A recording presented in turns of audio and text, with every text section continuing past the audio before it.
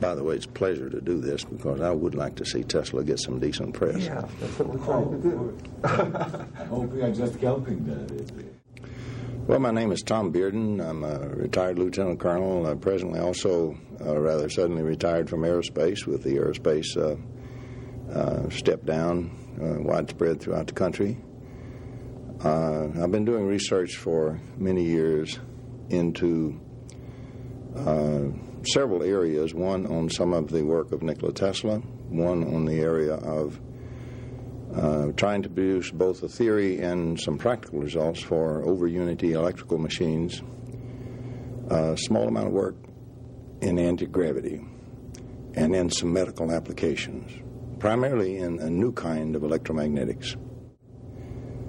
I once said Tesla was a dichotomy. Certainly, Tesla had certain idiosyncrasies which have been played up, and usually any creative genius does.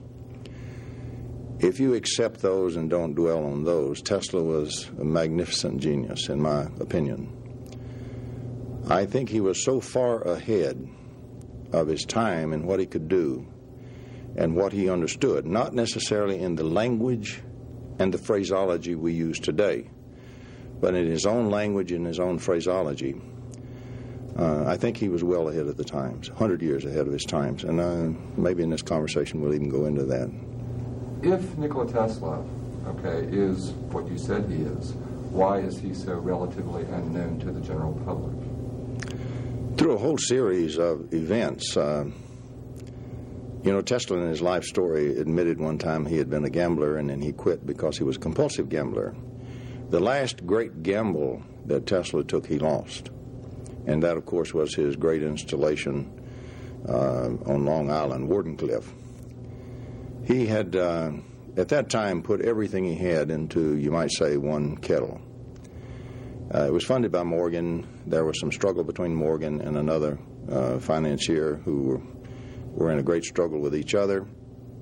It affected the stock market. It created inflation and everything. Plus, Tesla had done a very strange thing. As a gambler, he knew that Morgan would never give him his $150,000 that he needed to do the installation that he really wanted to do, which was going to cost more than that by some amount. So he had designed a smaller installation of 2 transmitters when he briefed Morgan, and he briefed him only on the communications aspect of it. Tesla had foreseen, as many people had at that time, but he had clearly foreseen the broadcast industry sending pictures and sound and music and so forth and information through the air. So Morgan financed the $150,000 based on communications only. Morgan knew of Marconi's work and some others who were racing to try to be the first wireless, as they called it in those days. Morgan was, he didn't care about all the finesse and so forth. He was strictly a financier. He was strictly interested in making money. And he knew this new area was going to go and going to make money, a lot of money, for whoever got there first. And in his opinion, Tesla had the best chance to get there first. So that's why he backed Tesla. Tesla, however, was even more interested in doing a worldwide energy system to provide energy that would be very cheap for everybody in the world, anywhere on the earth. And so the actual installation that he started building was this giant installation so well known to the Tesla fans and people who read of Tesla. In the struggle between Morgan and his counterpart almost bought Morgan's railroad company right out from under him. He bought, in fact, control of the voting shares of the preferred stock, but not of the common stock. And Morgan issued orders from Europe to buy all the stock that could be bought at any cost. In one day, the stock made astronomical jumps. The whole stock market went crazy. We don't have anything like that in our time. Inflation became suddenly rampant. Parts and electrical things went up 3 times, for example. And suddenly everybody furnishing parts, there was a panic because of the money shortage and everything, and the stock, we would today call it a crash in other stocks. So what happened is they began demanding all their money up front to the very beginning. Are you saying that Tesla was forgotten after Wardenclyffe, that it was Wardenclyffe that ruined his reputation? Well, It was a combination of events. There were many people who resented Tesla, particularly among the academic community. Number one, they didn't understand at all how he worked. He didn't have the academic credentials, what they regarded the high academic credentials they had. He, of course, had academic credentials. He certainly had been very vocal that the common electromagnetic theory, which he usually referred to as the Hertz theory and the Hertz waves, since Hertz, proved the Maxwell predicted wave.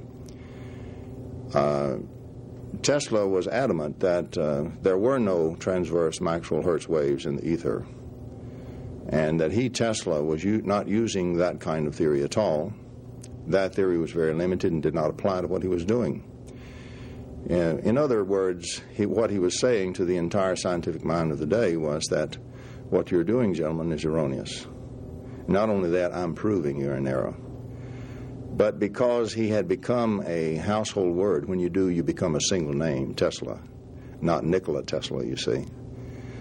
And because of this kind of effect, he had become essentially the great wizard. He had given us the AC power system and everything. And there was a great deal of resentment for what they regarded as an upstart inventor who was, in fact, essentially saying, I'm going to usurp your science. They would interpret it that way. Not all people were detractors, but many were. He also was not a great theoretician. He didn't fill up books with great theories and full of mathematics. And so he just didn't practice the game as it was being practiced. He was ostracized, I think, primarily because of his difference and because of his radical statements and because of his pronouncements of great systems. They didn't have the foggiest notion of what he was talking about. He had one other unfortunate incident, which today we would laugh at, but was very serious at the time. I think it was 1901. I'd have to check my records. He picked up radio signals from space. We know today, of course, that planets radiate RF noise and so forth.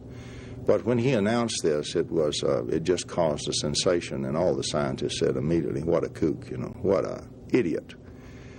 So an unfortunate reaction occurred in the scientific community that he had to be an utter kook because everybody knew that there were no signals from space. And that was an unfortunate timing and contributed to his demise. Nikola Tesla also had an ego. Very big. And there's some argument for the fact that his ego, or his vision of self, may have undone him as well. Could you address that? Yes, that's quite true. He was arrogant. He knew in his mind what he had done and what he could do. He had done the experiments, for example, in his few months at Colorado Springs, which proved that he was on the right path, and he was hastening back to New York to get the funding from Morgan and set up his Warden Cliff and get on with doing the wireless, but also the other energy at the same time. He was going to do it all in one stroke. And when this panic came along and supplies went up, and finally he made the final fatal mistake. He briefed Morgan in desperation that what he was really about, because he thought Morgan would appreciate that. He simply did not understand a financier who's not interested in all of that, but what is it going to do to make me money? There's nothing wrong with that. I'm just saying that's the way Morgan approached it. At that point, Morgan also knew that Marconi was closing in on it and very close to transmitting wireless across the ocean, the Atlantic. So Morgan knew at that point, briefed on what yet had to be done and how much money Tesla needed and all that, he knew the game was lost from a communication viewpoint, that Marconi was going to be first. So at that point, Morgan, in his own mind, wrote it off as a bad investment gone sour. And one thing he did not do was throw good money after bad. A perfectly sound business decision today, we would say. So he simply wrote the project off. Tesla could never understand for some months thereafter what had happened, why he couldn't get the extra money. People began to quit work because he couldn't pay them. The suppliers wouldn't send him his supplies because he couldn't pay them up front. And the whole thing began to sort of grind to a halt. He did get the installation in operation, but he never succeeded at what he was doing. And by that time, Morgan was never going to finance him again. A combination of events then occurred within a few years of that to where suddenly things began to shift. The jealousy of the scientific community began to suggest that he was, after all, just a kook. Everybody knew that thing on Warden Cliff was foolish. And so he became almost a non-person in the space of a very few years. Older man living in a hotel room, feeding the pigeons. With all his idiosyncrasies. He really did have idiosyncrasies. He had a morbid fear of germs. He would use something like 17 white napkins for a meal that he would have and meticulously lay one aside once he made the first wipe with it to wipe his hands or whatever. He had a lot of idiosyncrasies. And, of course, his autocratic pronouncements, as you say, his ego also was there. He also had quite an ego, and so people just shuttled him aside and said, well, he's at best an egomaniac who's mistaken, and at worst he's just a lunatic. I mean, they simply wrote out of the books what he had done. I focused in on the electromagnetics because early on in my work I also became disenchanted with the present electromagnetics model. To understand Tesla, you must take seriously, I think, his suggestion that the present electromagnetics model is seriously flawed. Nobody wants to take that seriously. Most of the people who approach Tesla use the conventional electromagnetics, and when they cannot explain what he was talking about, they say, therefore, the man was a kook. Now, suppose for a moment that he really was correct. Suppose there is something wrong with the classical electromagnetics. Of course, you can use the classical model to do the things we do, but it means there are many other things that can be done that we cannot do because we have excluded that part from our model and from our teaching and from our knowledge and from our instruments. Let's pursue that a moment. The original electromagnetics written by Maxwell himself was written in an algebra called quaternions. What we mean here is a higher topology algebra in which you can do things in this kind of expression of electromagnetics that you can't do in vectors or tensors. Now, the real theory that Maxwell had, depending on who counts the equations and what they count, is something like 20 equations and 20 unknowns, to give some numbers to it. When Heaviside got through translating it into a much simpler algebra called vectors, which he helped create, and he wrote all the modern equations that are used as Maxwell's equations, not Maxwell himself. None of those ever appeared in anything by James Clerk Maxwell. When Heaviside modified it to a much easier algebra called vector analysis, which he helped complete the algebra itself, it consisted of some 2 equations or so with an extra equation thrown in, depending on the way you want to count that again. Certainly, if you want to count the full thing, 4 equations. So you can see a remarkable reduction in the amount of variations of things you could do.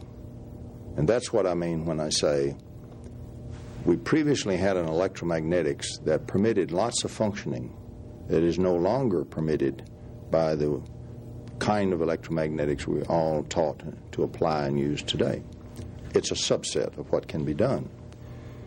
A scientist by the name of Barrett, a very brilliant scientist, has done a very good analysis. When Hertz announced his discovery of the Maxwell waves, it's in there if you read it, but actually Tesla went to see Hertz to convince him of the error of his ways and showed him experiments and everything else to prove that the wave that was actually in the ether was not a transverse string wave, but in fact was what today we would call a longitudinal sound wave, a wave of rarefaction and compression. He did do that and was not able to convince Hertz, but Hertz was very disheartened by all this evidence that Tesla had given him, but never revealed what the evidence was. Let's look now and see if there's any room for what Tesla was saying. And I want to tell you a story of the greatest joke on all of science in all of history, because you'll never understand Tesla till you know this joke. When they were trying to write the wave equation for the plucked string waves, of course they were studying plucked stringed instruments. You have a taut string suspended between 2 points, on the body of an instrument, and they simply plucked the string various ways and watched the waves. They then wrote equations for the tensile forces and so forth in the string They isolated the string. They assumed that there's nothing else happening but the string. And using the forces, and they still teach the sophomore students to do it this way, they derived the string wave equation. First of all, there is no such thing as a tight string independently existing apart from a holder anywhere in the world. There never will be. There is, however, a tight string which has equal and opposite forces in the ends of the holder that's holding the string and creating the tension on the string. If you will apply the same approach and ask yourself the full question, what system was perturbed? It was not just the tight string. It was the tight string plus the body of the instrument. What comes about is that every transverse string wave that occurred in the string, an equal and opposite highly damped wave occurred down in the body of the instrument. Every guitar picker, which I'm a very poor one, knows that the body of the instrument vibrates when you pluck the string. You depend on the characteristic of that for your sound. What happened, though, by throwing away the holder and the anti-wave in the holder, every time a mathematician or a physicist writes a wave equation, he has thrown away half of the problem of the phenomena. The anti-wave still exists, but he threw it somewhere, usually into a highly damped system, and ignores it. The way he gets by with that, at the end, where he has now described his reactions with the single wave equation, the transverse wave equation, the other wave reappears, and he says, oh, that's Newton's third law reaction force, because it's always equal and opposite. Well, Newton's third law is not a law, it's a description. It is not a mechanism for what causes something at all. If you add back in the wave that is missing, guess what you get? You get equal and opposite waves in the vacuum. These waves are, in fact, longitudinal waves. They are more sound-like, and Tesla was right, and all the textbooks in the world are wrong. And now let's turn that from talking sound, let's turn it to electromagnetics. If I examine an atom and I see the complex assembly of dipoles, each dipole being the electron charge and a piece of the positive charge of the nucleus, I find something very similar to the holder and the string. That is, I have something very light, the electron, which is perturbed, and I have something which is highly damped, the very heavy nucleus, by the equal and opposite anti-disturbance. And we still know that exists, but we call it Newton's third law. We just invoke a description, have no idea what causes it.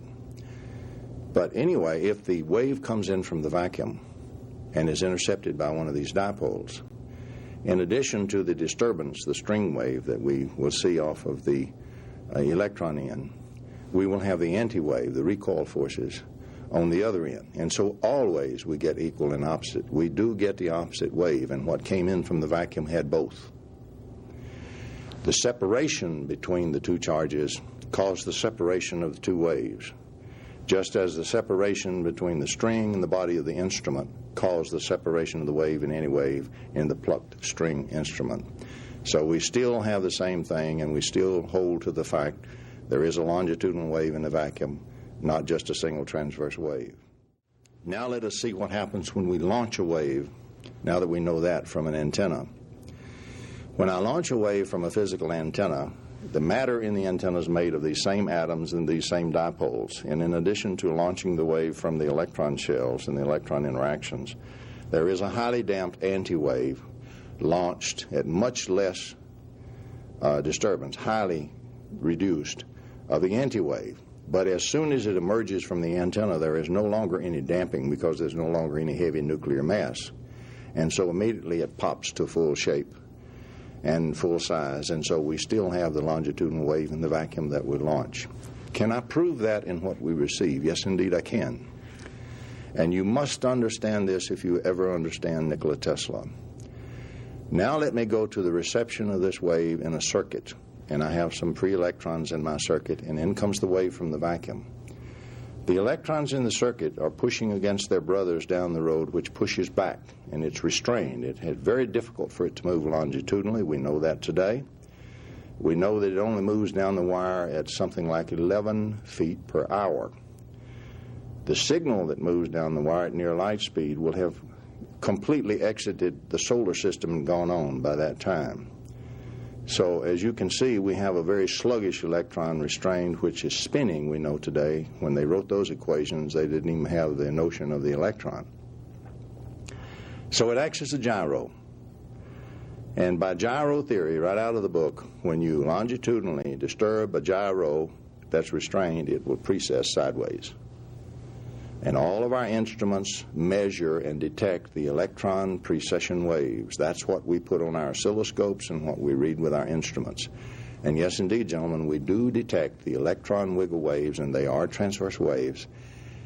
But a gyro reacts and precesses at right angle to the actual disturbance, which proves that it is a longitudinal wave in the vacuum. If you do not believe that, you must throw away all gyro theory. Tesla was right. Every textbook in the U.S. is wrong. Maxwell simply assumed out of thin air the transverse string wave because that's what everybody was familiar with when he wrote the first equations, and it's never been changed to this day. So was Tesla aware of this, and is this what Tesla was talking about when he talked about teleforce? It was deeply involved in it. Tesla made several statements, for example, over and over, where he said, there are no transverse waves in the vacuum, no Hertz waves. The waves in the vacuum, I have already proved, he said, is like a gas. And the waves in it, therefore, are like sound waves. They are longitudinal waves. And he was indeed correct. Today, for example, in modern quantum mechanics, there is a vacuum, it is a medium, and it's a virtual particle flux. And so, indeed, the vacuum is a virtual gas by today's best physics. And Tesla was right. It is a longitudinal wave. And I've just explained how it's split. When it's received, you do get what we measure with our instruments because of the electron precession. And you also get the anti-wave at the same time, proving that it was an extra wave there down in the nucleus, in the materials, which do recoil, and we just ignore it. We know it's there, but we just ignore it. Now let's look, for example, at his statement of wireless transmission. Here he was talking of the transmission of energy through the atmosphere, or indeed through space, without loss. As a matter of fact, if that is true, then it already exists in nature. Tesla had rediscovered nature. As a matter of fact, today in modern theory, we know that the energy in an electromagnetic wave transmitted is already conserved. If you take a wavelength at any length from an omni-transmitter, and you take the hemispherical shell of that wavelength times the entire surface area of that shell, the energy that's in that shell is the same as the energy in any other shell of any radius. The energy is totally conserved and none of it is lost. We already know that. That part is absolutely correct. The energy density, of course, goes way down as the shell expands. So that part is unquestionable. Now the question is, can we direct that and can we control it? In a sense, if we do a laser beam, we do that. There's a better way to do it. If we go to Whittaker's paper, which was written in 1903, and some other papers have been written since then, like by Ziolkowski and by Hsu in 1993, even Ziolkowski in the 80s, a strange thing comes about. What we call the electrostatic scalar potential, that is pure voltage, to simplify it, can be broken down into a bidirectional set of wave pairs, one wave going one way, the other way time reversed, and locked on it in space. So what we call just voltage or just potential is actually got a hidden set, incredible amount of waves going in both directions. And not only, we consider it just a fixed value at a point in space, but as a matter of fact, it's a tremendous energy flow. So what Tesla really discovered was how to combine the waves so that they eliminated the gradients, technically speaking. The gradients opposed each other, but were still there, but now hidden. The net gradient and the net force field was gone. We know today the other electromagnetics is still there, and we have an energy flow in both directions. So he simply found out how to do that. And yes, indeed, there is no loss in that kind of potential. If you make a beam of that, you can indeed transmit energy in a completely hidden fashion. You can stick a normal meter right in the beam and it won't see a thing because there's no force field. And you can transmit it at a distance. How effectively depends on the ability to make the beam, how narrow you can make the beam and hold it together, and the other thing depends on a slight interaction with the atmosphere in the middle. You'll spill a little, but you can do it 98% or so, which I think is what Tesla said. Also, there's one other thing we must say about that. There is emerging in the last few years, and has emerged in orthodox science at an advanced level, what I would say is the very beginning, but it's moving pretty fast, theory of force-free fields. And these are getting very close to what Tesla was doing. They haven't added the anti-wave back in yet, but they're getting close. At least they're eliminating the overall force and doing something else with the electromagnetics that remains. The other thing which must be brought to bear, and I must do this very precisely to understand Tesla, is the fact that, for example, if you read Jackson and classical electrodynamics, you will find when he's first setting out in the first so many pages, he points out very clearly that this theory, this very beautiful theory, only holds when the background is reasonably well behaved, reasonably linear.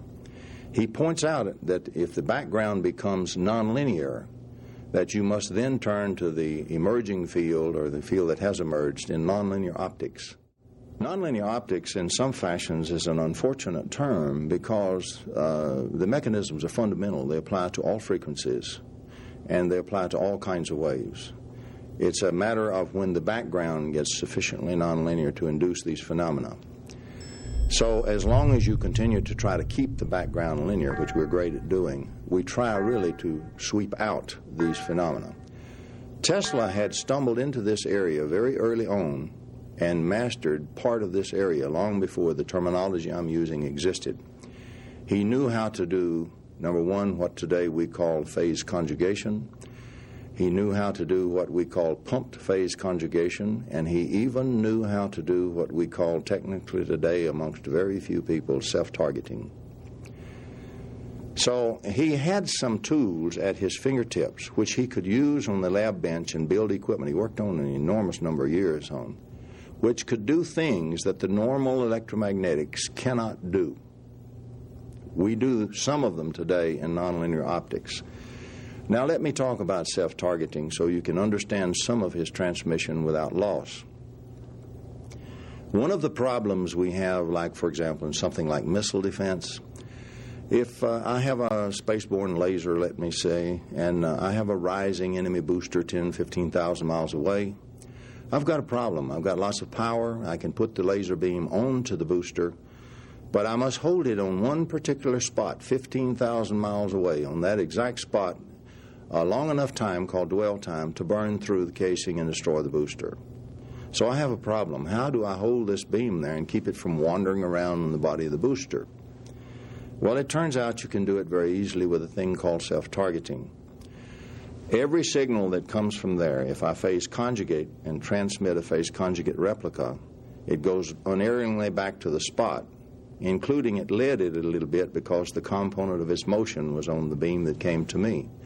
And so if I continue to do that iteratively, I can hold the beam exactly on the booster and burn through it. So by self-targeting, I can hold a laser beam on a point. It doesn't have to be a booster, a defense, or anything. I can hold a beam of energy onto a point that I have at a distance. That's the main thing by self-targeting.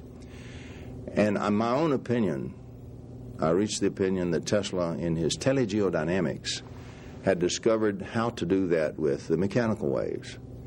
First of all, he could transmit the full wave through the Earth, and he could cause the thing when it came back to be phase conjugated. Once he had a reflection from anywhere, he could narrow immediately into that point and put all his energy to that point. And today, there is a theoretical basis for it. I couldn't build such equipment, but I mean there's a theoretical way to go to do that. And apparently, according to his statements, that's my interpretation of what he was doing. He was doing iterative phase conjugation and therefore able to focus his energy, regardless of what kind of route it followed, to the exact point he wanted it to go to on the other side of the Earth. But now, was this theoretical or was this ever demonstrated? I believe he demonstrated it. For example, my personal opinion, and I certainly cannot prove this in a court of law, and I want to label it as a personal opinion. My personal opinion, because of certain time sequences of some of his statements and incidents which actually happened, I think as a last desperate measure while his installation at Long Island was still intact and still in operation, I believe he fired the electrical pulse of energy that blew down that forest in Siberia.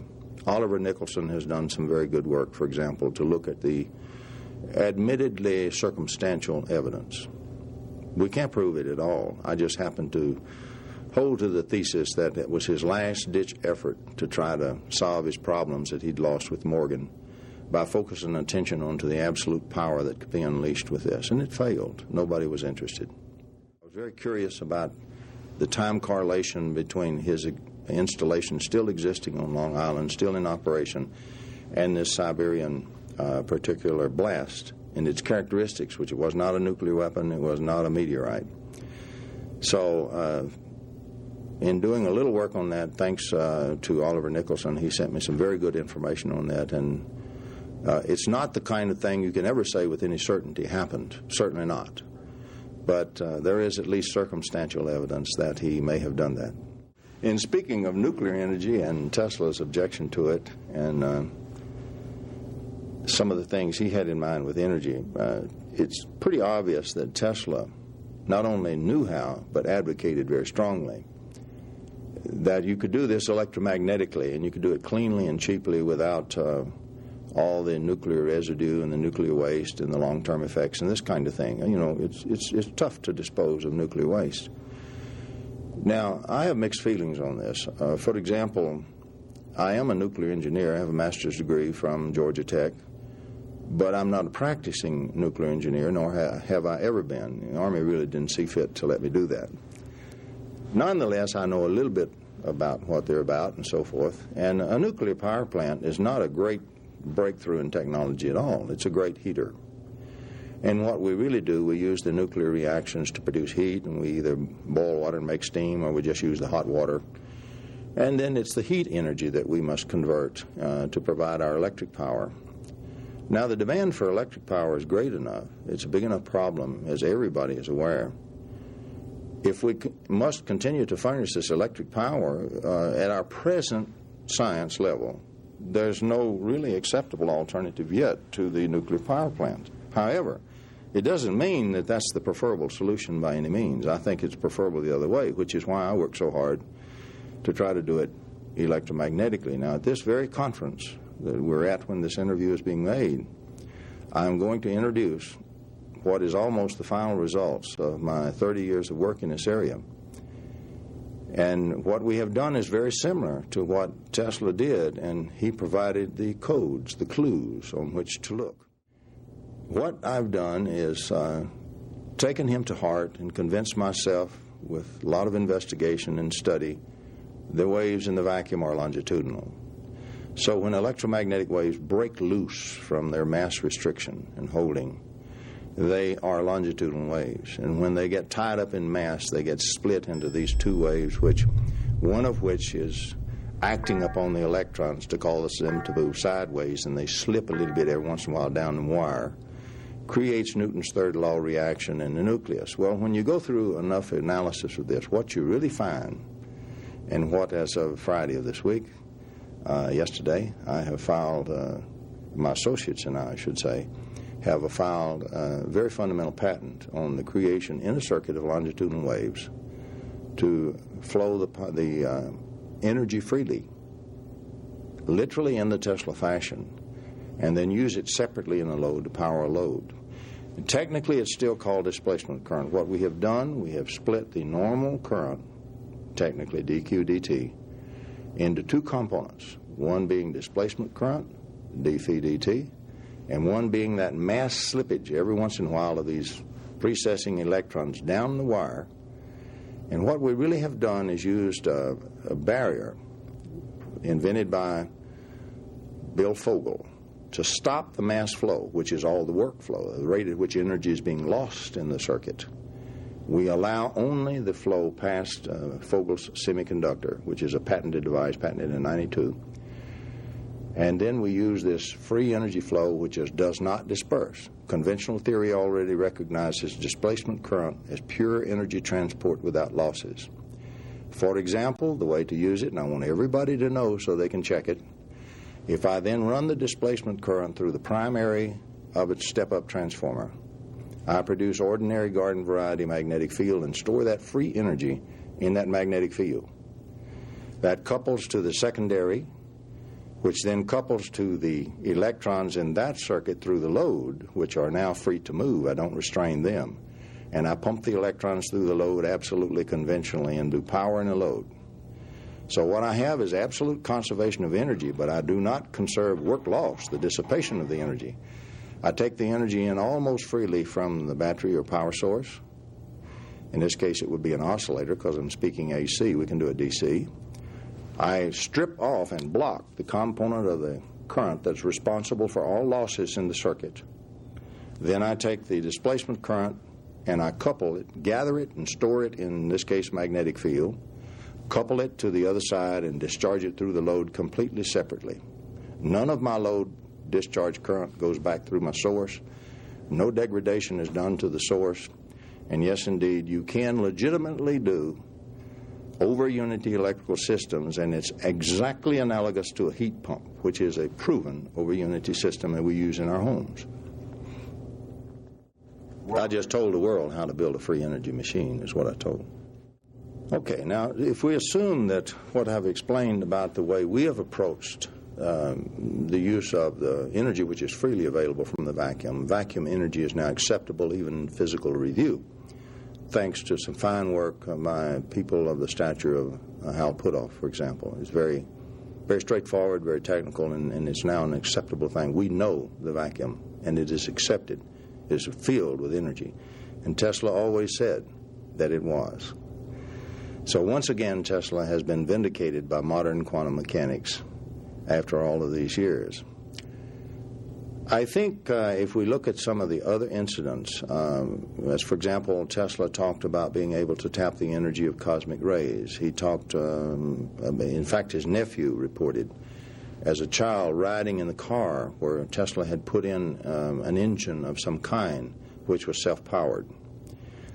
So we find then later references to Tesla which suggest the harnessing of energy from, today we would say, from the vacuum. So does that sound reasonable to us today from where I'm coming from?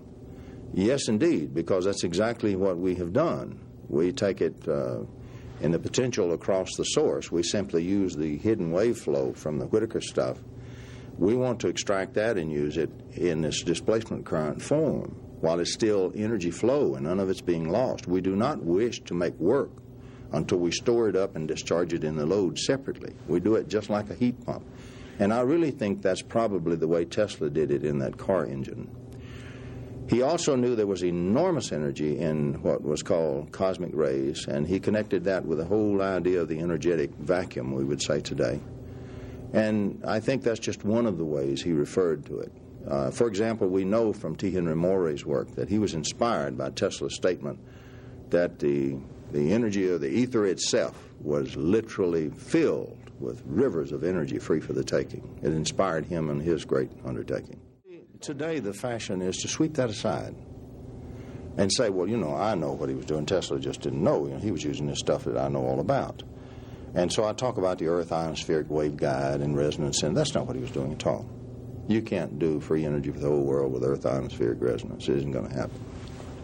We know about that. It isn't going to happen. Another area that often occurs in discussions of Tesla is the notion of weaponization of Tesla's true work that's relatively unknown to modern science, but could probably be known to some very sharp people that looked into it because they wanted to make weapons. Tesla certainly spoke of a very large series of very powerful weapons. I think that's a reasonable thing, and let's approach it this way. Certainly I'm on record as saying the weapons exist and that several nations have weaponized them. Let me explain a little bit about what I'm talking about and a little bit key points where you might look. We know for a fact that, for example, T. Henry Moray, with his power supply, was visited by the Russians, and we know that the Russians tried to, in fact, take it. They even tried to kidnap T. Henry Moray. And so we know that the Russians very early on were interested in things like free energy right out of the vacuum, and they were interested in weapons. There are even reports that they contacted Tesla, and I'm sure they would have. He certainly had plenty of headlines. So if we have that then as a starting point, we have a situation where in the late 30s particularly, and just prior to World War II, there was at least some kind of interest in contact. We know in the case of T. Henry Moore, they very probably got the exact blueprints for how to build the device. Maybe a couple things missing in here and there, but a really good lab could have eventually put it together from there. Then comes along World War II, the big interruption for everyone. Okay, at that time, after World War II, we have a very strange situation which exists now. First thing that exists, we have suddenly thrust upon the world scene the atomic bomb. If we had not done so, we would have had a bloodbath when we tried to invade Japan. So many lives were saved by the use of the atomic bomb, and I am not an atomic bomb apologist. Many people who are here today would not be here if their fathers had been killed by the invasion of Japan, and depending on who you believe, the casualties would have been about 1 million on our side alone.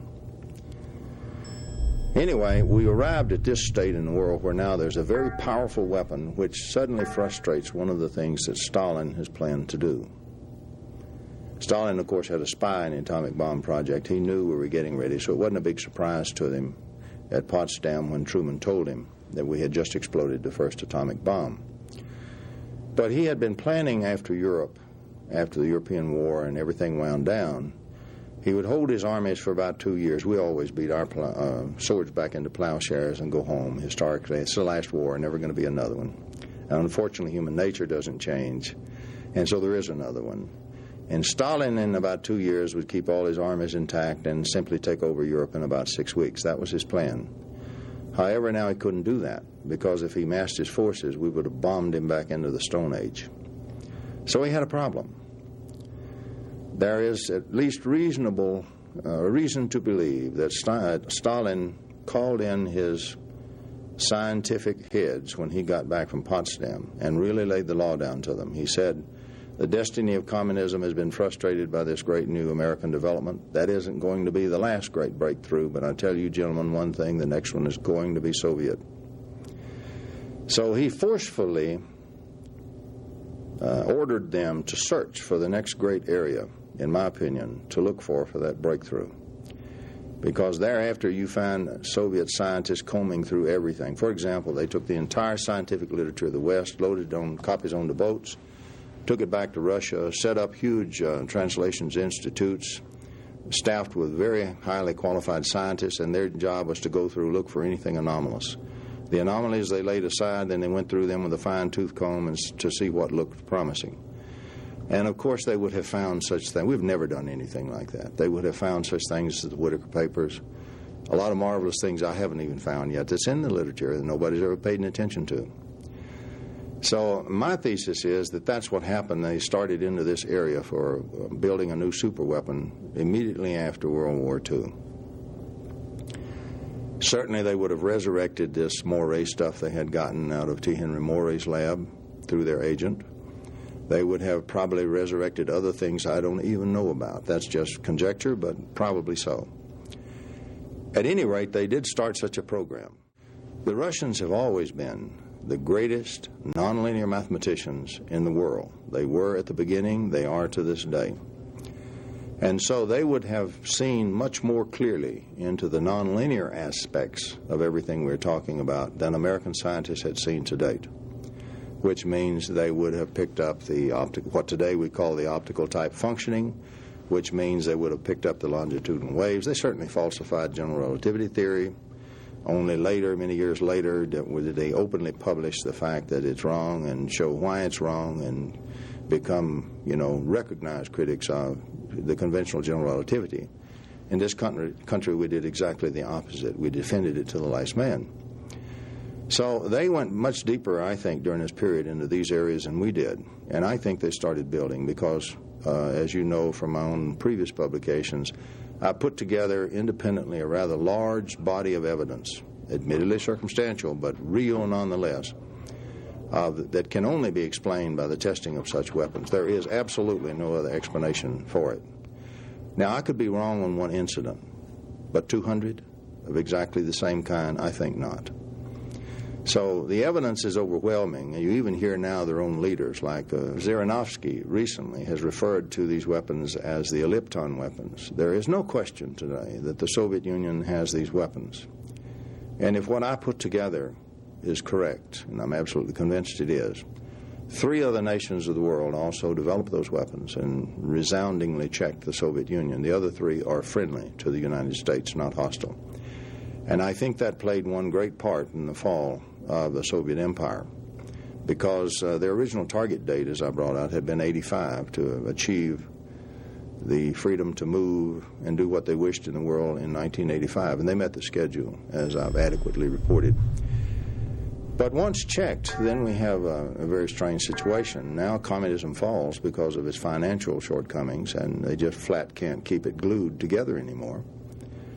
And in the dissolution here, we have entered what I think is a much more dangerous world than anything we ever thought of. 3 other nations today are indeed working on what I call the Tesla weapons, or really scalar electromagnetic weapons.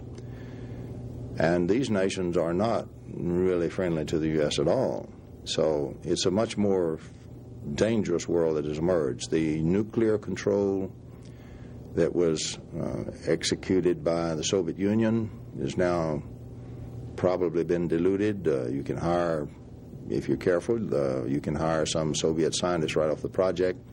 Many nations today are developing nuclear weapons, and they don't have to go through the pain we did. They're hiring people who already know how to do that and have done so.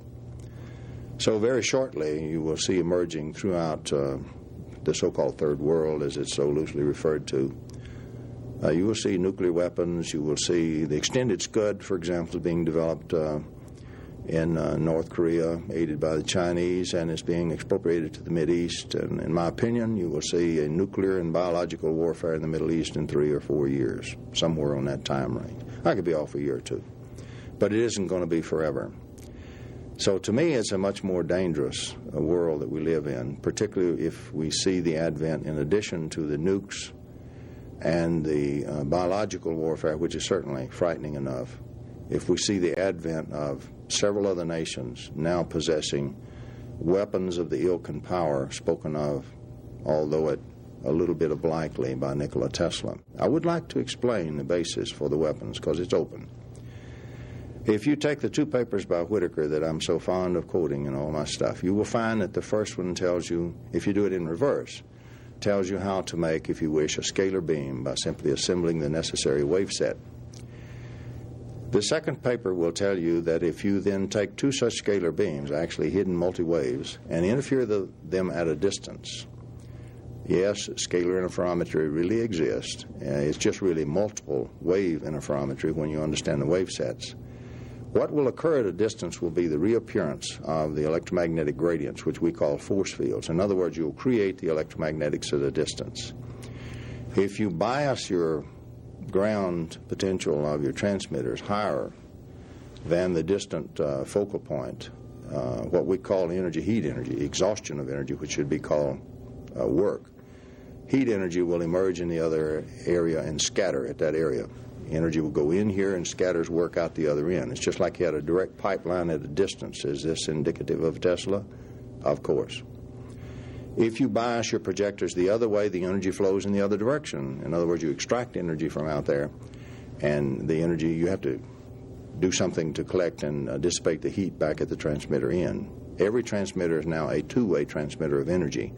I can make it go in one direction by biasing or go in the other at will. The weapon implications of that alone are extremely frightening and extremely powerful, and now several nations are involved in developing it right straight forward to the hilt. Very shortly, we will have an even more frightening world emerging.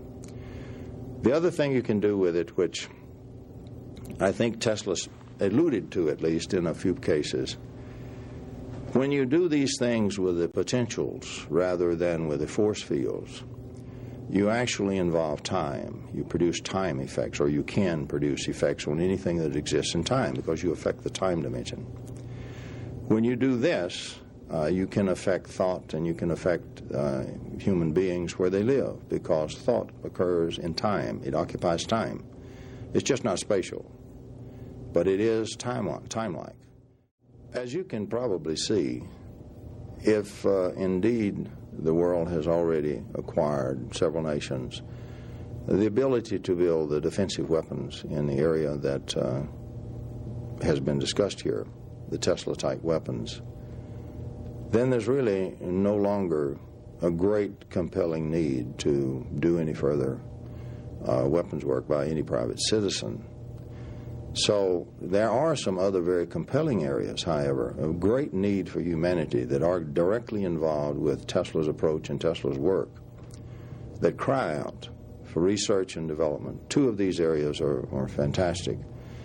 We must have clean energy sources. We must have some source to provide our needed electrical power cleanly and freely without polluting this entire biosphere. Everybody's concerned with that. The way to do it is not to put in harsh laws that stop all workers and everything like this and go into absolute dictatorship. That's not the way to do it. The way to do it is to do it scientifically by striking for a great new breakthrough to where it can be done, and done cheaply and cleanly. So that's one area that, is important and deserves the utmost effort that can be put on it. Another area that is assuming ever more increasing urgency is the area of the medical needs. Allopathic medicine is failing. The bugs are all changing, and they're becoming immune to all our antibiotics. The orthodox scientific people are saying this openly in their journals and their articles and their editorials. Even the newspaper and Newsweek and so forth are picking it up and writing articles about it. Within 5 years, you will have a serious risk of your life, if this trend continues, just to go to the hospital. The number's already over 10,000 per year. I don't know the exact number since '92, but it's already well above 10,000 per year that die in the hospital because the infection that they have absolutely cannot be controlled. There is one kind of staph, for example, that nothing that we have will affect, and it has about a 30% lethality, I'm told. So 3 out of 10 who contact that die in the hospital. These kinds of things are increasing. You now have very well recognized scientists in the regular medical scientific community saying allopathic medicine is failing, and there's nothing to replace it. You cannot develop the vaccines or new compounds fast enough to even keep up with them. We have lost that battle. We must change the medical approach. The medical approach, if you use the extended electromagnetics, if I may use that term, that Tesla was talking about, there then occurs phenomena which can be used to control and change and heal almost any infectious disease whatsoever, including a genetic disease such as where the genetics have changed in the cells, such as AIDS. Now, that is not an idle statement. That is a very rigorous statement based on some very rigorous scientific work done in France in the late 60s and early 70s by Antoine Priori and a team of scientists that gathered and worked with him. And these were eminent scientists, world known. For example, one of them was Robert Courier, head of the biology section of the French Academy of Science, and also the Secrétaire Perpétuel of the French Academy at the same time.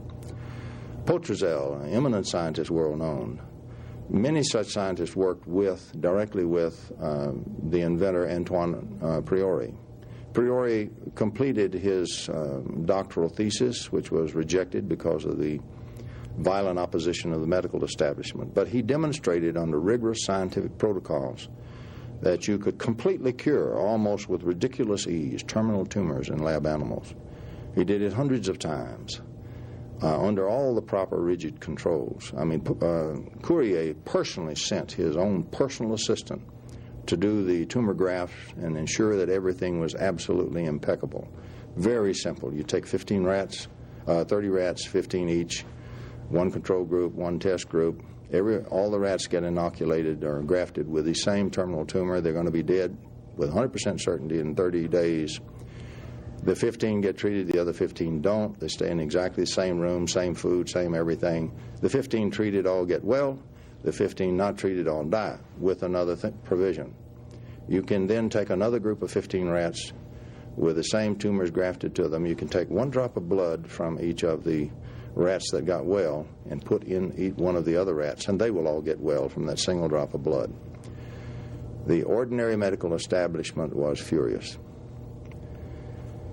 When they changed the setup of the French government to a leftist government in the mid-'70s, the Priori team was just completing a very large installation with permission to treat human patients with terminal cancer and leukemia and so forth. Now, he surreptitiously treated some humans before and cured their cancers and leukemias. The problem was nobody could understand how it worked. We didn't even have at the time the knowledge of this new parts of phase conjugate optics that we needed to understand it. It's no wonder they couldn't understand it. Nobody could. And so when they suppressed that, they withdrew the funding from the project. It was funded by the French government. And when the government changed, they withdrew the funding. All the work ceased. The equipment later was destroyed. Priori later died. At any rate, this is something absolutely legitimate. It did use the type of electromagnetic extension that I've talked about. And if we open up that extension, there now is the explanation available of how it worked. And yes, we can cure such diseases if a proper scientific development program can be mounted and funded, and it will all be based in part upon the work of Nikola Tesla. Often there's been a great curiosity about this strange thing the Russians suddenly injected onto the world. They had done some pre-testing, but suddenly on July the 4th, 1976, for a bicentennial present for us, the Soviets opened up some great new transmitters in the communication band, which, because of the chirping sound and the sound just like a woodpecker's bill hitting a block of wood, was immediately dubbed woodpecker by all the ham radio operators who had it interfering with their communications. And so this was really massive communication, massive transmitters, lots and lots of power. And nobody could figure out what in the world was going on. It made no sense because certainly the signals as seen could do over-the-horizon radar work, which you normally put in that same frequency band. But there were also apparently lots of characteristics which didn't fit what you would do if you were designing something that was just over-the-horizon radar at all. There would be no need for such complexity. So there's been a lot of discussion on it, and, I guess the official realization was that, or calling it, was to say it's just simply over-the-horizon radars. Well, they built a lot of them. But if you look at it through the eyes of the scalar interferometry, and I mentioned the two references and have cited them in various papers, there are other work along that line too. If that approach is used in what seems to be what Tesla had done, if you use the Tesla approach to interpret it, now one is dealing with scalar interferometry and dealing with something that can do some rather astounding potential weapon effects. With the Tesla interpretation, one of the things that would result from that line of weapons, assuming they are used as scalar interferometry weapons, one of the great things that would emerge from them would be to produce controlled energy at a distance. For example, great huge balls of controlled electromagnetic energy, or if you pulse it, great blasts of electromagnetic energy at a distance. I mentioned the business of biasing the transmitters, where you can produce either heat, like an explosion, or you could produce a cold explosion, the sudden explosive withdrawal of energy from the distant area. And in books cited incidents that are representative of what one would find if those incidents actually were occurring on that kind of scale. The incidents are there, they're real, they're documented, they're not just Tom Bearden. So there is a good solid set of admittedly circumstantial evidence that the woodpecker signals, because of all the phenomena that can be associated in the same time frame since they turned on, these phenomena very strongly suggest that this set of weapons is not just over-the-horizon radars at all, but are really Tesla weapon systems. And if they are, all the rest follows. They have one other frightening area, if this thesis is true, that is almost mind-boggling. There is a Soviet physicist, scientist named Kosnashev, and Kosnashev has produced a series of experiments in 2 Soviet military institutes before the fall there that showed that you could transmit any sort of disease form between cells. Any sort of infectious disease, or you can radiate one sample with nuclear radiation, gamma radiation, for example, or deadly poison, or infect them with viruses. You can transmit between cellular cultures into another cell, another sample from the same culture, the same disease electromagnetically, although the organisms won't necessarily be there. That works in literature if you pursue it. Kosnashev has several books out now that are available since the Russian system has loosened up a bit. That work has been replicated at the University of Marburg, for example, in Germany. It has been replicated at the University of Sydney in Australia, and it has been replicated by at least one researcher here in the United States. He's trained to say if there are no force fields, there's no electromagnetics. He ignores the potential that's left. He just sweeps it away and throws it away. From where we're coming from with the Tesla approach, that is the active part. That's the part that is being interfered within the bodies or whatever to cause whatever you wish to cause. If we couple it with the Kosnashev stuff, we are saying that such scalar transmitters in interferometry within the U.S. Embassy could indeed have produced any sort of disease they wish. However, it would have very strange signatures. Let me explain the signatures and how such signatures actually came about. First of all, when Nixon went as vice president to Russia, and this was first detected, he was going to visit some nuclear installations, and they carried Geiger counters, and it was detected on the Geiger counter.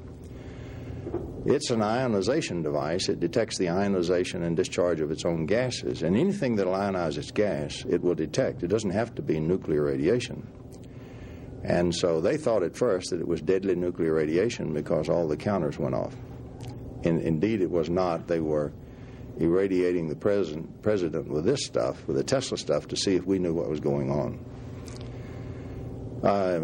That's a beautiful intelligence probe. You pick out a high-level target like the president or, the embassy. You radiate and do some things that are obvious, not too bad, but are obvious, so they can't be missed. And then you see what happens when the system goes bananas trying to figure out what's going on. And by their actions, there's no way to fake it. You either tell them you know what's going on by your action, or you show them you don't know what's going on. There's no way to get out of it. It's 100% certain, which very few things in intelligence are. However, if I go back to the embassy where many health changes and diseases and so forth, 3 ambassadors died of a leukemia-like illness eventually. These diseases occurred only within the embassy in those areas where the force fields were absent and the potentials were there. And the Johns Hopkins researchers did a beautiful job. They were expert guys of establishing the force field electromagnetic pattern. And since not a single case occurred in that area, that's by the normal electromagnetics, then reached the conclusion that therefore could not possibly be the microwave radiation. Actually, that's a false conclusion. If the radiation played no part whatsoever and you had that many changes occurred, the odds are extremely high that some of those would have occurred in the area where there were force fields and some didn't. Since that did not occur, it is a 100% correlation to the Tesla area, to the area where the potentials existed and the force fields did not.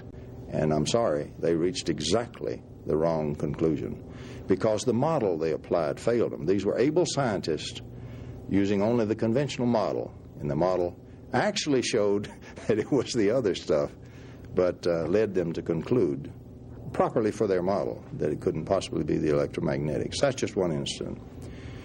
So the woodpecker then would be able to apply because of so many signals. The scalar stuff we might not even see with our normal detectors, but yet it could do exactly the same thing, for example, in the United States alone. Now, what does that imply? If we are not too far out into left field here, if there's really a ground as I've tried to describe here, if there really is a theoretical ground here for the use of those weapons in a Tesla mode, and the use of the Kazanashiev knowledge and experimental results in here, apparently confirmed by what happened in the U.S. Embassy, then those radiators, which are active to this day, not in the conventional sense, you've got to have a different detector, those radiators could conceivably create, within a mass population, almost the instantaneous spread of mass diseases of all kind. They would be anomalous. You'd be dying, for example, of bubonic plague, and you wouldn't have the organism. But it represents, if that part is true, it represents a biological weapon of incredible implications for population warfare. I hope to God I'm wrong. I don't think I am. One of the questions for anybody who tries to take the Tesla view and tries to do it anywhere halfway scientifically, one of the questions that certainly comes out of all this other work on what kind of possible weapons could have been built and what possible uses and demonstrations have been made, the question emerges, what about warfare in the future?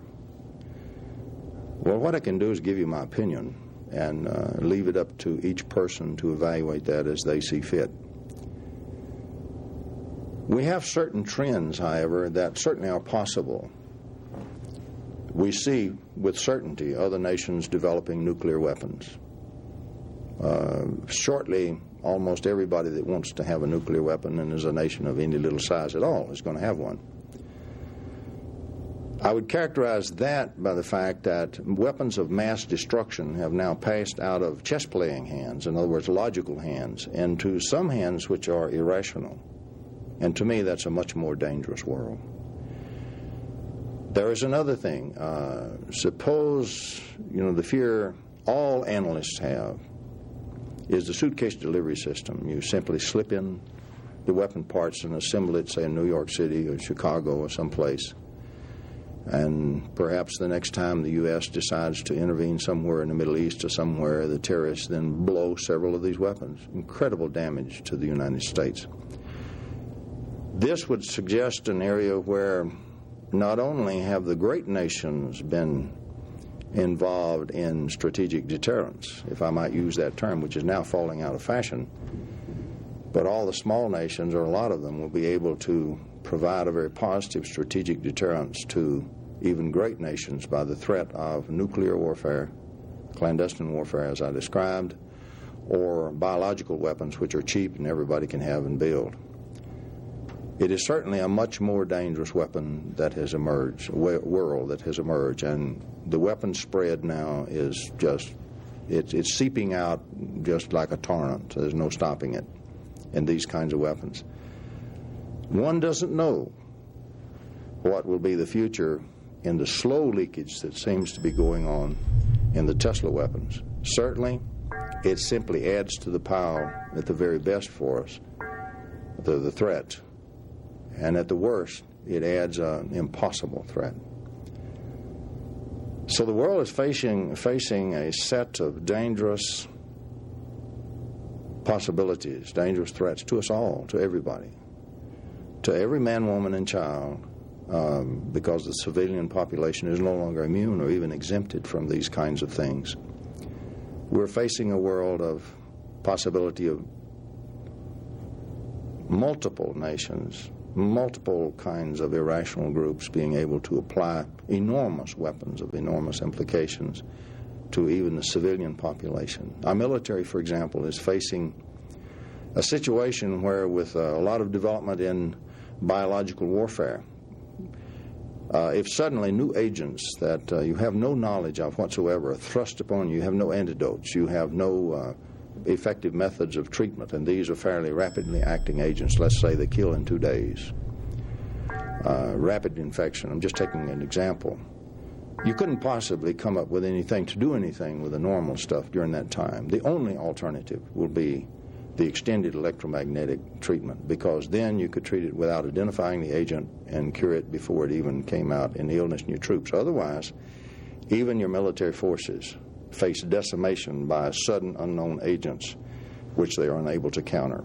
So surprise attack becomes an ever more dangerous thing in a lot more dangerous hands. The world is much more dangerous today. For a much more positive application of, shall I say, Tesla's extension to electromagnetics that he was using, though not technically describing so well, something that's much more beneficial, or can be, to mankind, humankind, rather than destructive means, one should focus on the imminent advent of practical over-unity electromagnetic devices. These are devices which can be closed-loop to run themselves and produce useful power in the load.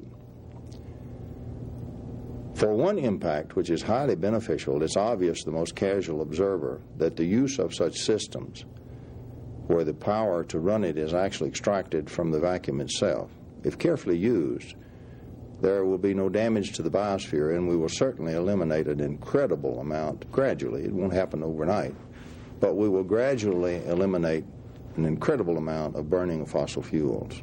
There's still a need for all the fossil fuels, only not as fuel. The chemical needs alone for medicines and materials and so forth to benefit mankind are enormous. But certainly we will stop all the exhausts and pollutants from the burning of those fuels from entering the atmosphere. It just won't be happening anymore to the extent it is now on any scale. It will allow us to take funds, for example, on something like into what I like to think could be a more sane world and a much more protective of the environment, of our children and of our children's children. Now, in all candor, I must add one danger if unrestrictedly used. When you produce excess energy of this type from the vacuum, right in the vacuum in a local area, if you produce a very large amount, particularly if you do it very suddenly, in that region you have a curvature of local space-time. And there can be biological effects from that we are presently not quite capable of fully explaining or knowing. There's going to have to be some careful incorporation of the devices so that we use care. We do not inflict any kind of damage on anybody or anything like that. So with reasonable scientific care, we can prevent any such thing, and we should do that. We should incorporate such systems into our normal utility transmissions across the lines. The lines are there. The maintenance of them is already there. The facilities are already there. They're already connected to the homes. It would just be nice if gradually we didn't have to burn so many fossil fuels, and gradually the power price could come down cheaper and cheaper, but meanwhile everybody stays working and everybody stays involved. But what we really wish to eliminate is, say, an older person in New York City, cold in the winter, very limited income, can't pay the utility bill very well, so has to keep the power down, freezing, eating dog food. We must do better than that, and we can. And the Tesla technology will allow us to do better than that. So it must be done. To understand Tesla, you must understand one other remarkable ability that he had that none of his peers had then or now. We can only do with great computing simulation centers. From the time he was an early child, Tesla had the capability to visualize something so intensely and so vividly that he simply couldn't tell the difference between that and a real object until he was about 12 years old, and he finally found a way to distinguish the difference. But this unique ability that he had enabled him to visualize a system and all of its parts working together, turn it over and upside down and inside out, and watch everything function on any level that today we would do with a large CAD-CAM system, or we would do with a very large supercomputer in a very large simulation facility. So Tesla also was the world's first great simulating computer center using his own brain. None of his cohorts, or his colleagues, or his peers had any such ability. Tesla would build a device 100 times in his head, changing it all the time until he got all the parts working perfectly in his simulation. And then he would build it on the bench, and most times it would work right away. He had already built it 100 times. We do exactly that technique today in many fields of endeavor, with great effort, with great cost, big computing centers. Tesla could do it in his head. One final question often remains about Nikola Tesla. It's difficult to put oneself in a situation to believe that he could possibly have done such great things, and they have passed completely away into either secrecy or being lost or just simply abandoned. So a puzzling question remains. How on earth could this happen? Suppose it's true. How could it happen? Actually, it's not too difficult to understand how, but it takes a bit of background and appreciation for the times. First of all, put yourself in Tesla's day. When we're talking about installation on Long Island, it hasn't been very long since Custer's last stand. We're talking about just prior to Marconi's transmission of signals across the Atlantic. We're talking about a time when only recently, in just the end of the 1880s and the early 1890s, has electromagnetics abandoned the quaternion theory and gone to the vector theory of Oliver Heaviside, largely, and with some contribution by Hertz and Gibbs. There are only, at the time, prior to the turn of the century, possibly about 40 scientists in the world who really understand electromagnetics at the top level. There are more than that who are, we might say, followers, but the shapers, there's only about no such thing as big government science. There are no large government organizations funding science anywhere. A scientist was relatively a poor person. You know, he wasn't impoverished, but he certainly had no income like a businessman. There was no place to get grants or to get funding for research. All science is patronized. Somebody has to pay the freight. And many of the avenues we are familiar with today, most of them, simply did not exist. The only way that a scientist, or call him an inventor such as Tesla, could in fact even dream of supporting himself, he had to, number one, discover the thing. He had to keep it very, very secret and patent it. He had to keep it secret until his patent actually was issued. Some money. A scientist at a university who received a $2,000 grant from an industrialist was in great shape. Think of the economics of the time. An average person might make $500 a year.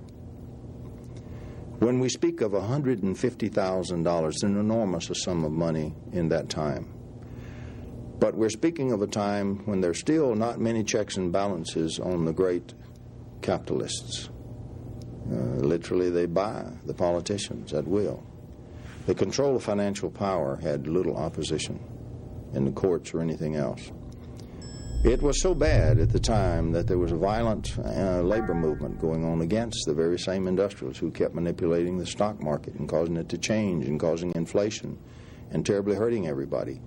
Anarchy was even a serious threat because of the belief that all government was evil, prevailing into the laboring class. An anarchist even assassinated the president while Lincoln is working on while Tesla is working on Long Island. So one must appreciate the tenor of the times. Also, one must appreciate the communication industry. There were very few telephones. The telegraph, which wasn't widespread, but the telegraph existed, that was the main route of communication, and newspapers. Books to some extent. The journals were all pretty well controlled, most of them, by the scientific community, who was already very much jealous of Tesla.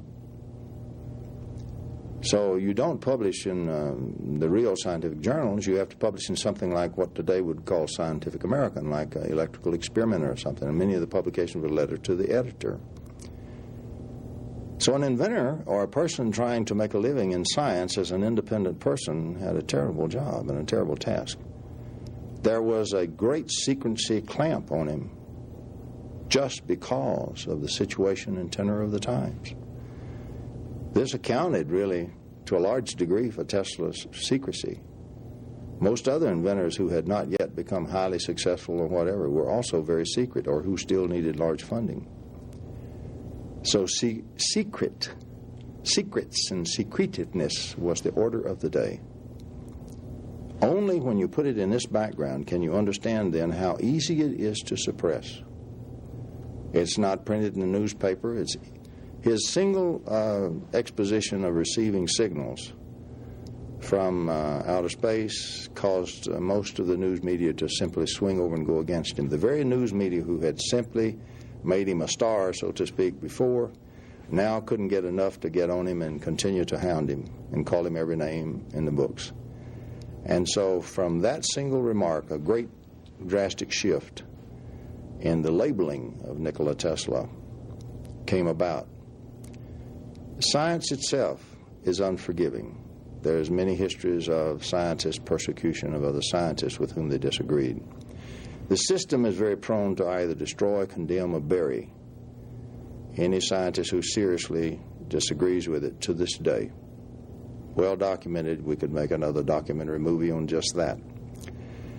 However, here was a preeminent example of a disagreement with the current scientific control. And the scientific control was adamant that he get wiped out of the books and he get labeled a lunatic, and that's exactly what happened. He wound up with his name, Tesla, attached to a coil, and one unit of measurement named after his name.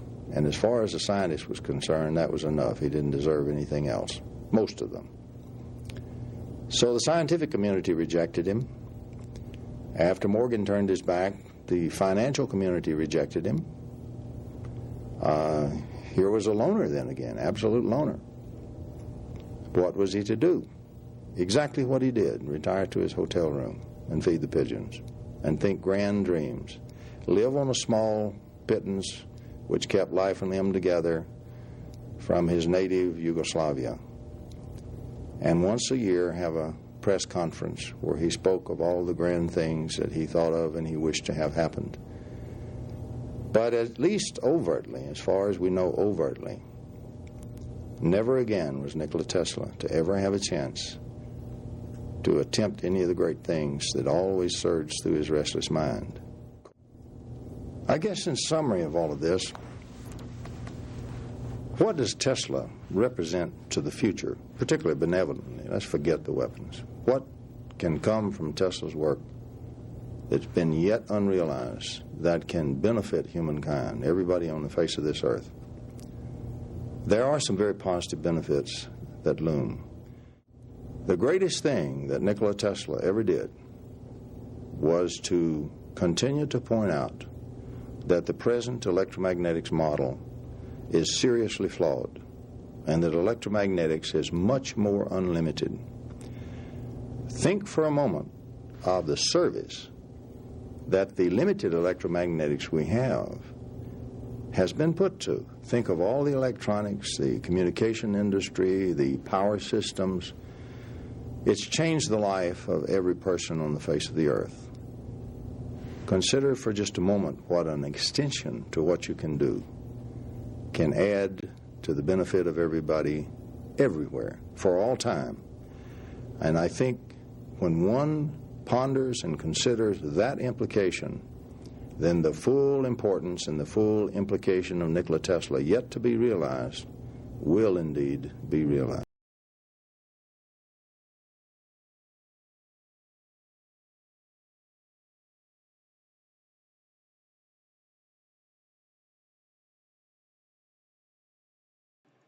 What a phenomenal, absolutely phenomenal video from Thomas Bearden explaining Nikola Tesla.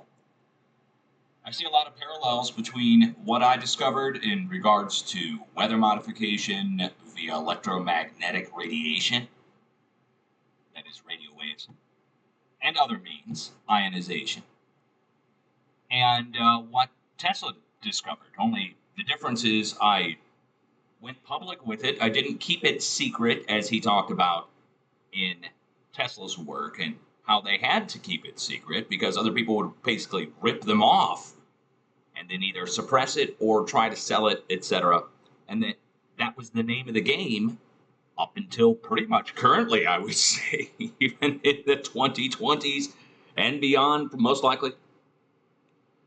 Ran into this a lot. Now, again, I'm not seeking patents and trying to get financing or anything. I took my discoveries to the world in regards to weather modification, electromagnetic radiation-wise, and that's now been proved. It's now a drop-down choice on the NOAA weather modification site that they put up last year.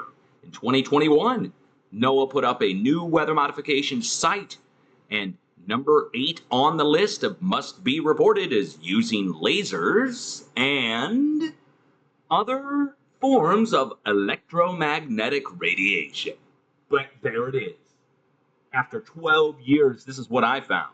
I had to find this myself last week on the NOAA site. Found it myself. So it's a kind of a different world we're living in now where you can do your own research publicly and you don't need to get that financing. You can do it on your own with crowdsource funding, your own viewers, and people who support you. That's the difference. So I'm going to be uploading this video to YouTube, and I do want to point something out about this video. I tried to upload it to YouTube already since it was sent to me directly by Thomas Bearden at the directive of their company after he passed away, that the information that was sent to me here, this video, I tried to upload and YouTube automatically blocked it. First time in 12 years of uploading videos did I ever get this message saying that this video has already been uploaded before and removed. They removed that video as violation of community service guidelines because they said there's no such thing as electromagnetic radiation modification of anything, let alone the weather, as he's saying in this video and many other things. And now that's proved. It's a drop-down choice from the NOAA weather modification site that has to be reported by private companies who are doing it currently. If they do it, private companies. And the federal government does not have to report to NOAA. So they're the ones running the radar, so of course we're not going to see that or anything else like that.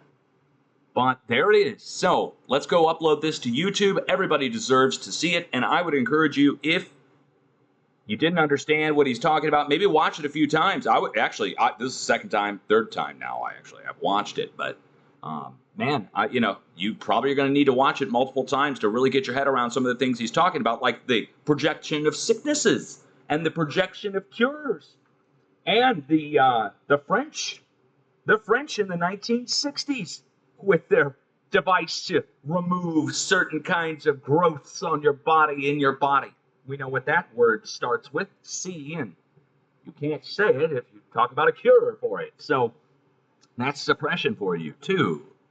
And how the Soviets at the time, in the former Soviet Union, were far ahead of us in this. And he mentioned 3 other countries, but doesn't mention their names. Says they're not exactly friendly to the United States, but they're not exactly enemies. And that would have been China, most likely the UK, and most likely Iran. Just saying. There's a reason we haven't invaded Iran. And the directed energy weapons do exist. That's been, everything from lasers to high-power microwaves, which we call HPM. The Directed Energy Warfare Office at the U.S. Navy has, the DEWO, they have a Directed Energy Warfare Office. The Department of Defense came out and confirmed a video I put out, and they responded to a video I put out. I asked my viewers to send the video to the Department of Defense, and that was a few years ago, a couple of years back, when I captured live on weather satellite in ultraviolet infrared coming out of space, beaming down to California into the fires and causing the fires. And I got that live just by chance when we were looking at the weather, and I recorded it live and told my viewers to send it to the Department of Defense. A few days later, the Department of Defense responded with a public press conference announcing that our enemies, China and Russia, have satellites, killer satellites in space, as they said. And I've got this video on my channel. You can go watch it. Department of Defense confirms DEW, Directed Energy Weapon. And they said it can fire at a distance and killer satellites in space. And that was the response to my video 4 days earlier, or 5 days earlier, where I literally captured it coming down from space, causing fires at a distance in California. And then they shot it down, apparently, which is another separate story entirely of how they took it down, how they took down the enemy satellite. Or maybe it was a friendly satellite that was doing it to us. No way to know whose satellite it was. Maybe they do. But whatever it was up in space, and it was beaming down and causing fires in California. And we caught that live. And they responded unequivocally, explaining how our enemies have these in space. And if they've got them, we've got them. Everybody's got them, most likely. All the big superpowers most likely have them. Even some private companies probably have them at this point. But that's another story to talk about, too. This video is done. We're uploading to YouTube now.